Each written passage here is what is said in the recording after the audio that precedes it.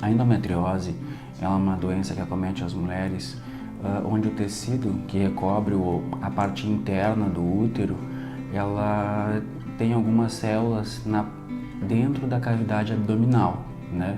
Normalmente o endométrio é o tecido que ocorre a menstruação, que ele descama todos os meses nas pacientes que menstruam. Quando a paciente tem endometriose, não se sabe exatamente como, né? Tem algumas teorias para explicar a origem da endometriose, mas exatamente certa, uma certeza grande, realmente não se tem. Por qual motivo esse tecido, que é o endométrio, se implanta dentro da cavidade endometrial, ou no ovário, ou músculos, ou intestino, né, das pacientes.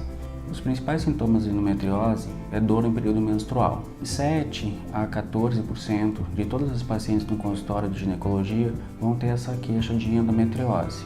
E muitas dessas pacientes vão com uma queixa de dor no período menstrual, ou um pouco antes da menstruação, às vezes um pouco após a menstruação, mas basicamente é uma queixa de dor, ou às vezes dor durante a relação, ou também um diagnóstico diferencial de dor crônica, o que deve servir como um alerta para os pacientes, justamente ver se essa dor está dando algum prejuízo nas suas funções diárias, em seu trabalho. Tem pacientes que às vezes é só uma cólica menor e acabam não dando uma certa importância para esse tipo de sintoma e retardam muitas vezes o diagnóstico de endometriose, que não é também um diagnóstico fácil.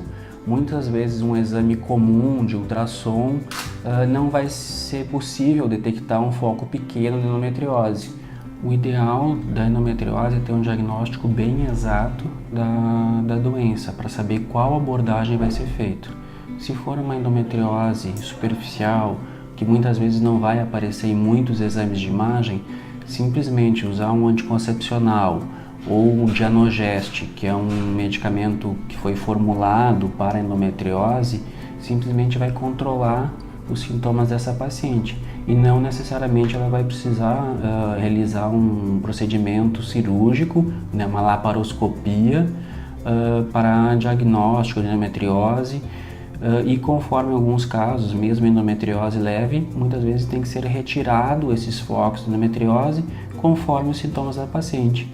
Isso é feito um bloqueio hormonal, é variável o tempo, 6 meses, 1 ano, ou às vezes mais tempo, para evitar uma recidiva, uma retomada desses focos de endometriose.